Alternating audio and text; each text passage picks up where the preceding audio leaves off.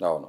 And see Karan Ranji trophy ఒక స్టేట్‌కి represent చేయడం అనేది ఇట్స్ నాట్ ఒకరోజు కలగంటే అయిపోయేది గాదు. యెస్. ట్రూ.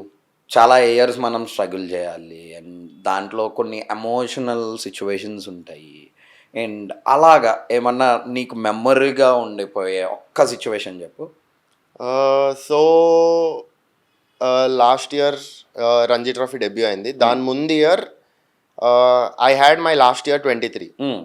సో యాక్చువల్లీ ఏమైందంటే అక్కడ పాండీలో పాండిచ్చేరి ప్రీమియర్ లీగ్ జరుగుతుంది. దాని Yeah. ముందు ఫ్యాన్కో T20 జరిగింది. అవును.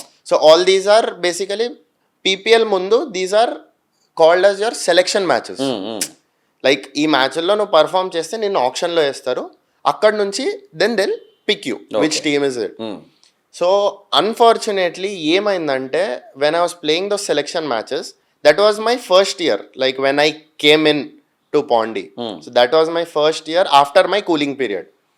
So they were like, babu you have to prove yourself so that we can pick you. We know you're a good player but you have to prove so that they come. Like the team owners కానీ team coaches కానీ తెలుస్తుంది, అరే వీడికి ఇలా ఉన్నాడు. So I was ఆడాను and unfortunately ఏమైందంటే ఒక స్వీప్ షాట్ కొట్టాను స్పిన్నర్కి. అది కొట్టంగానే నాకు టిఎఫ్సిసి టైర్ అయిపోయింది. ఓకే. రిస్ట్ది grade 2. I couldn't move my wrist, I couldn't extend my bat. Luckily left హ్యాండ్లో అయింది, రైట్ హ్యాండ్లో అవ్వలేదు. బట్ నాకు బ్యాటింగ్ వాజ్ అ ప్రాబ్లం. అక్కడ నేను I couldn't, take it that I just came to Pondy, I wanted to do something big for them, and now this injury, will I be able to play? మళ్ళీ ఒక year waste అయిపోతుంది. So అక్కడ I did everything.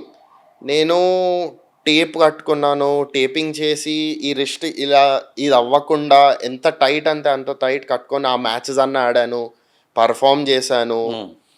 Batting if I do this అంటే it was unbearable pain. అయినా అందులో it's